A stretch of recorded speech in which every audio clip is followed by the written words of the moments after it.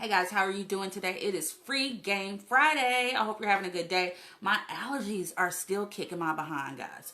Pollen is early this year and I don't like it. However, we're here. It's Free Game Friday. So I'm coming with you with another question that I was asked on the website, Quora.com. And the question is, why do people who get into toxic relationships enjoy them the most? I'm reading it. I have my laptop sitting down here. So why do people get into toxic relationships enjoy them the most? Oh my gosh, people who are in toxic relationships, and I'm talking to you if you're in that jacked up relationship. Typically when someone is in a jacked up relationship, it's because it's all they know, it's all they seen, and it's all they believe they can be in. Like for instance, when they were growing up, if their parents were together, but their parents would always be combative towards each other, if their mother would always talk trash about their father and tell you that, your daddy is trash, he ain't bleep, or if the father would be like, don't be like your mother is a B word, or your mother is a whore. It's all about how they grew up. I think that's where it starts.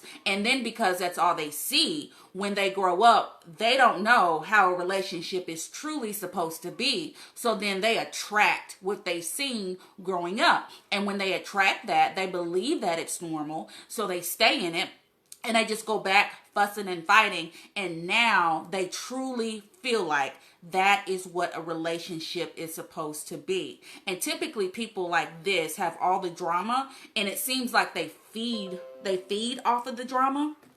It seems like they feed off of the drama. And those kind of people will always have something going on in their life. Every time they call you, it's always a story. Nothing is ever smooth. Nothing is ever loving. Nothing is ever consistent. And that means from whichever relationship they're in, not just romantically speaking. That could be with their friends that they hang out with. That could be with their relatives that they're with. And of course, the dude or woman that they're with. And a lot of people in the Black community, specifically in the Black community, I don't know why we got it in our heads. Not all of us, but a lot of us, we have it in our heads that if a dude don't drag us through the mud before he decides to be with us, then he don't want to be with us. Like, that don't even make sense. I don't even know who came up with that illogic. Like, you don't have to be taken down through there in order to prove your love for a guy. Or a guy does not have to take you down through there just to show you he wants to be with you. But first, you got to go in this burning house and save like 10 cats before I get with you.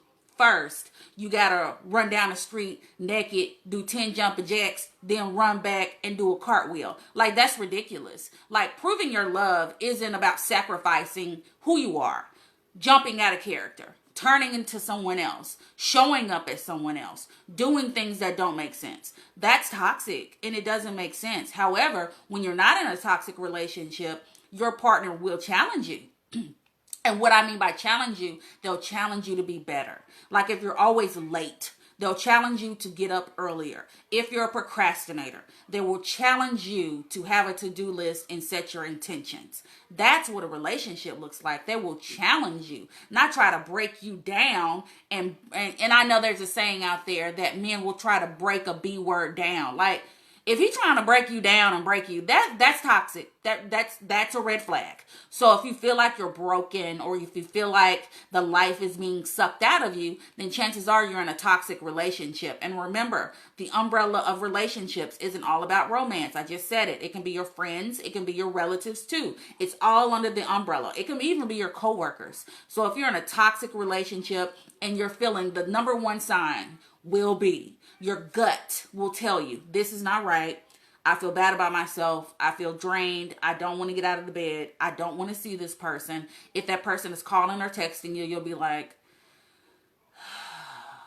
what is it now? And that is friends of people who are in toxic relationships. If you're a friend of someone who's in a toxic relationship, soon as you see that phone ring, you already know it's about to be some mess. So your best bet to do if you know someone in a toxic relationship is ask them, what are the pros of being in this relationship?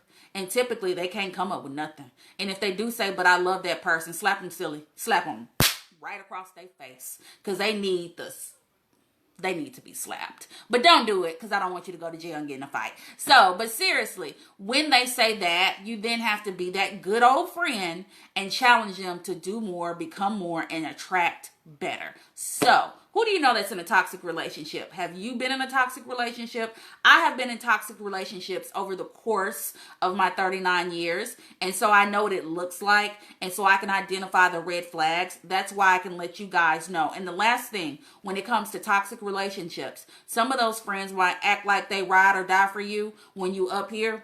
But when you down here and you ain't got no money, and you need like $15 to get your kids some Pampers, or if you need like a space heater because you ain't got no heat in the house and you just need to borrow like $15, and they make up all these excuses and they ain't got it, but when it's time to party, excuse me, but when it's time to party, they there to party hardy. Them ain't your friends. So let's just keep that in mind. All right, guys, my eyes are getting watery. I got to get off here. So I'm here every Monday, Wednesday, and Friday, of course, on Facebook Live. And I will be pulling questions from Quora. If you want your question answered, feel free to go on there, www.quora.com. Look me up, B. Wiley. Ask me your question. It is always anonymous. I'll write you back, and I'll address it in a video. Outside of that, guys, have a good Friday. If you like this video, thumbs it up. Hello. Share it with a friend too. And visit me on Facebook, here on Facebook, Instagram, YouTube, TikTok, and Twitter. All right, guys. I'll see you tomorrow on tomorrow's video. Bye.